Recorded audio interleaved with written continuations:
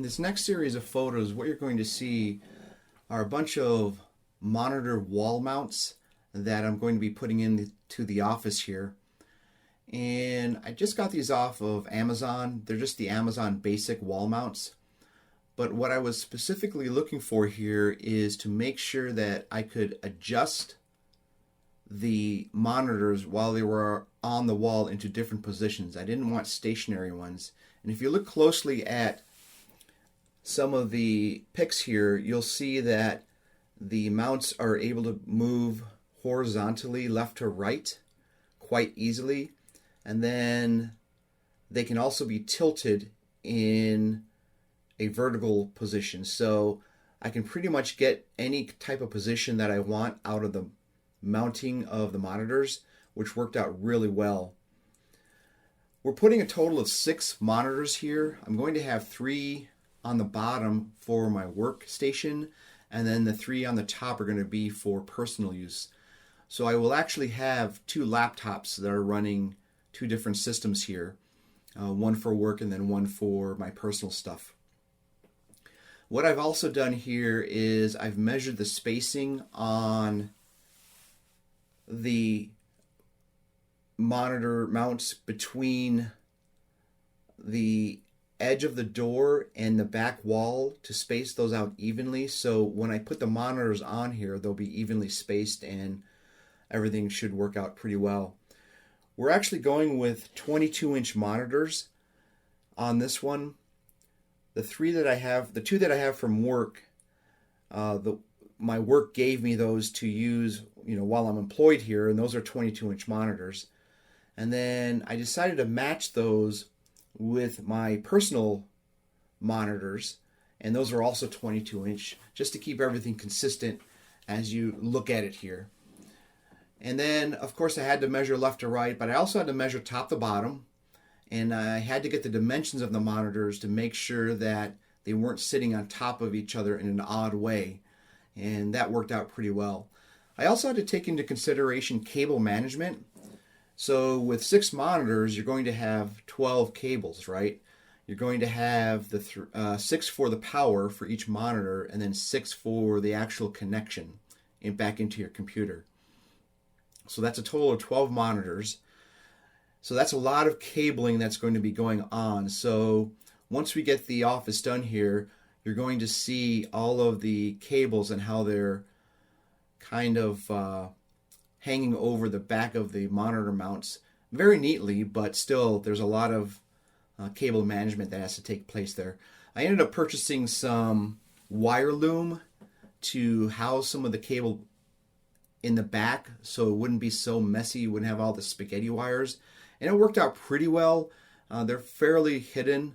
The way the room is configured, you're just not going to see a lot of the cabling right behind the monitors anyways, because the monitors do sit kind of tight to the wall. But we wanted to make sure that we did a good job hiding those also. So that's where we stand with that.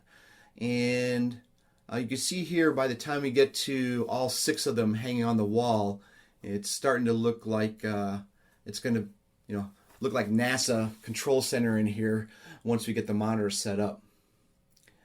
In the next photo that you see here, I'm actually starting to work on the tabletop that's going to be installed on the wall. It's going to be my work surface area.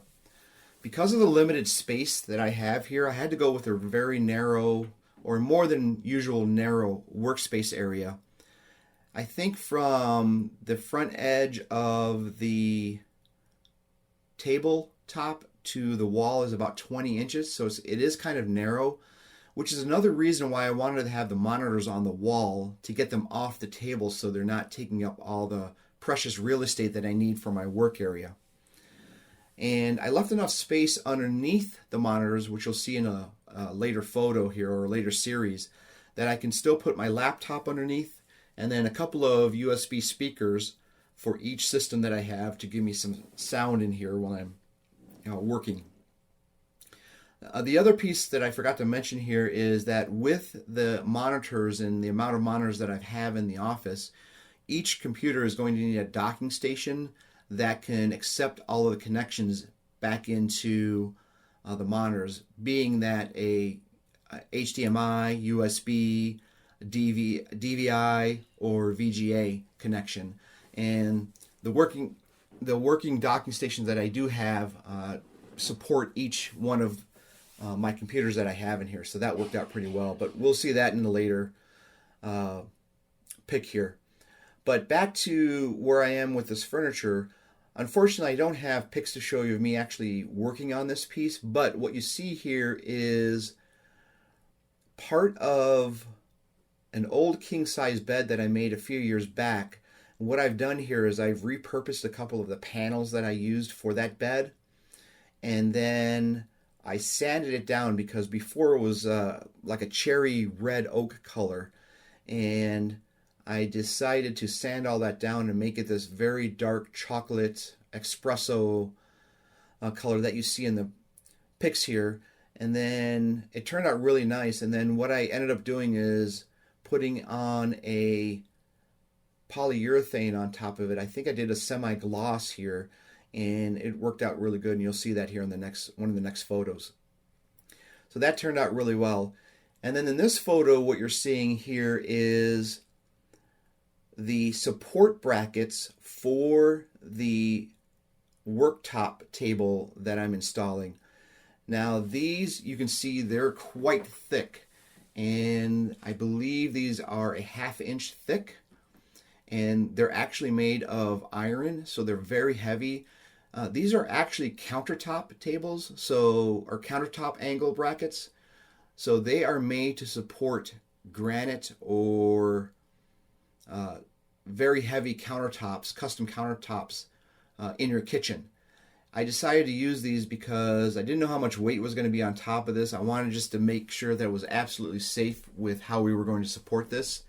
And I have 2 of these underneath, maybe 3, that I'm going to be installing here. And I had to drill out additional holes so I can attach the bottom of the table to the top of the angle bracket that you see here. So I had to do that for all 3 angle irons, and it worked out pretty well. We just attached it to the bottom here, and as you can see in this photo, it is really doing a good job supporting it here, and that finish on the top of the table looks really nice. So that's where we ended up with this piece here. Now there is a second piece that's going against the back wall, which I don't have a pic for, but you will see that in the finished room once we are completed here. So with that being said, that brings me to the end of this series, and we are going to close this one out because I believe we are about to move on to the door portion of this project, and we will be showing you that here shortly. So until next time, ladies and gentlemen, peace out.